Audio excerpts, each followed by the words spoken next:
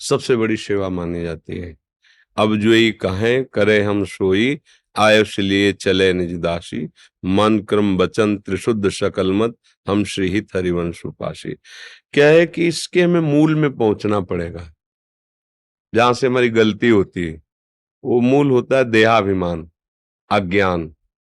हम देह नहीं है, बिल्कुल परम सत्य बात है, पर हमारी ऐसी अहमता ममता हो गई कि ऐसा लगता है कि यही मैं हूं।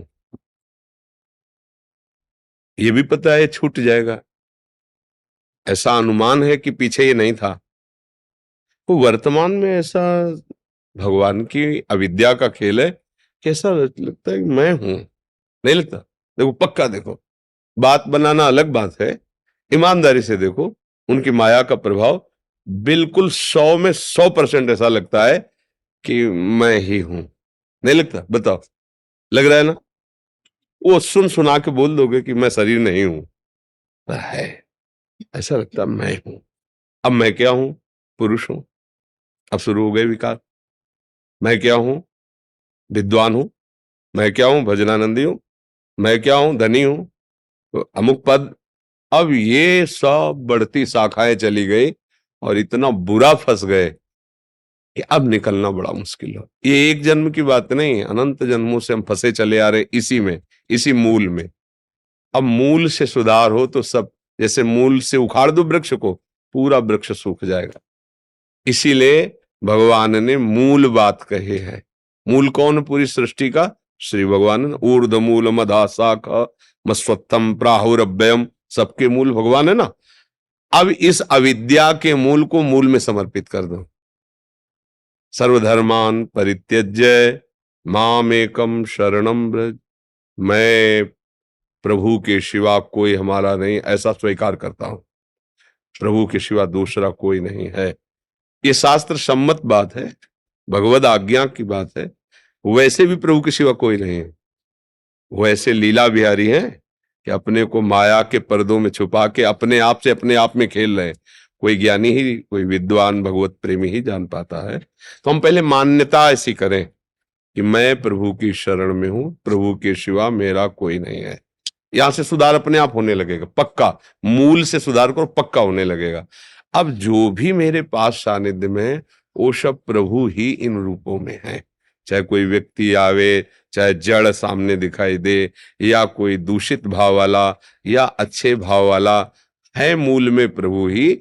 ये जो भाव को भाव दिखाई दे रहा है, ये केवल मायाकृत है, अविद्याकृत है। और उन प्रभु का मैं तन मन सहित दास हूं। इसको हम ये तो नहीं सिद्ध कर पा रहे कि मैं शरीर नहीं हूं, तो चलो इसको समेट लेते हैं। शरीर सहित मन सहित, मन भी हमारे कब्जे में नहीं आ रहा, शरीर सहित मन सहित हम अपने आप को प्रभु के चरणों में समर्पित करते हैं। अब इसकी विस्तार से व्याख्या, शरीर से जितनी क्रियाएं होती हैं, वो सब क्रियाएं प्रभु को समर्पित करने से शरीर समर्पित ऐसा प्रमाणित हो जाएगा। और जितने मन में स्फुरणाएं होती हैं, वो सब प्रभु के अनुकूल उठे तो मन समर्पित हो जाएगा। और जब तन और मन समर्पित हो जाएगा तो वैसे स्वभाव बन जाएगा, उसे कारण शरीर कहते हैं। जब ये तीनों समर्पित है तो मैं तो समर्पित हूं ही। सोहम तवैवास्ता, मैं आपके आश्रित हूं। तनुवांग मनोभिर अमलई, सोहम तवैवाश्रिता, मैं तो आपका हूं ही। लेकिन ये जो मायाकृत था, मुझे अपनेपन में फंसा रखा था, मैं उसे आपके चरणों में समर्पित करता हूं। इस समर्पण को करने का जो सौभाग्य है, वो गुरु कृपा से मिलता है। क्योंकि हमें शरणागत होना भी नहीं आता है।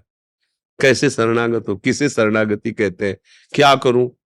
तो गुरुदेव जो नाम मंत्र उपासना और जो बात बताते हैं, उसको सुने, समझे, आचरण में उतारे और खूब मंत्र जप करें, नाम जप करें। जो निषेध किया गया कि ये नहीं करना चाहिए, वो भूल कर ना करे।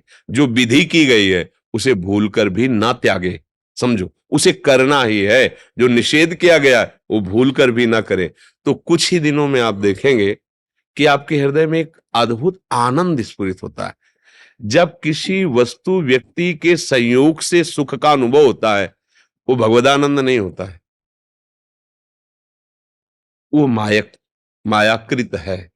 और मायाकृत हर्ष होता है, आनंद नहीं होता। और हर्ष का द्वंद्व है शोक। लेकिन जब बिना किसी वस्तु व्यक्ति के संयोग के आनंद उत्पन्न हो, उसे भगवदानंद कहते हैं।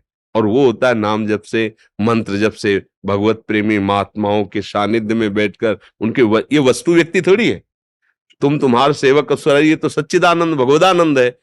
अब इस आनंद की जब अनुभूति होगी, तब कभी कुविचार के द्वारा की जाने वाली जो गंदी आदतें हैं, गंदी क्रियाएं हैं, वो नहीं बनेंगी। और जब वो नहीं बनेंगी तो हरि गुरु के अपने आप प्यारे हो जाओगे।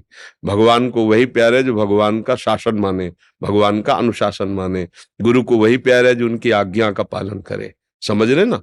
हाँ, खूब नाम जप करो, अच्छे आचरण करो। मन विवश करेगा गंदी बातों के लिए, लेकिन हमें भगवान का बल लेकर, उनके नाम का बल लेकर, उनके वचनों का बल लेकर हमें वो नहीं करना है। जैसे कोई बहुत सुंदर हमको भोजन बना के दे और कोई विश्वासी आके कान में बता दे कि खाना मत, जहर पड़ा है। अब आप लाख उपाय करो, बड़ी अच्छी अच्छी चीजें रखी, पर आपकी हिम्मत नहीं पड़ेगी, नहीं पड़ेगी ना, कि है तो गुलाब जामुन पर उन्होंने बताया जहर पड़ा है। ऐसे ही नाना प्रकार की मनोहर भोग सामग्रियां माया फेंकेगी, लेकिन फंसना मत, वो जहर से भी जहरीली है। जहर तो एक जन्म मारता, माया तो कई जन्मों से मारती चली आ रही। धर्म युक्त भोग सेवन करने से भक्ति में अंतर नहीं आता। जैसे आप गृहस्थ में एक पत्नी व्रत नियम लिया, कभी ऐसा जो भोजन है प्रभु को समर्पित करके, जो वस्त्र आभूषण प्रभु को ये सब भजन हो रहा है, भक्ति हो रही, लेकिन वही धर्म विरुद्ध आचरण, वही चेष्टा, फिर वो तुम्हारे लिए अंतःकरण को मलिन करके, गंदा करके, ऐसा और है कुछ नहीं। अब बताओ, इतना संसार सब भोग भोग रहे हैं, क्या कभी ऐसा छाती शीतल हुई कि अब कछुनाथ नचाही मोरे? कैसा नाटक है, भूत के लड्डू खाते जाओ, तृप्ति है ही नहीं, और ना खाओ तो ललचाते जाओ, भटकते जाओ। कैसा जादू तमाशा है, खाओ तो तृप्ति नहीं। अच्छा, एक आदमी चाहता है कि अगर हमको हमारे मन चाहे भोग मिल जाए तो फिर शांति मिल जाएगी।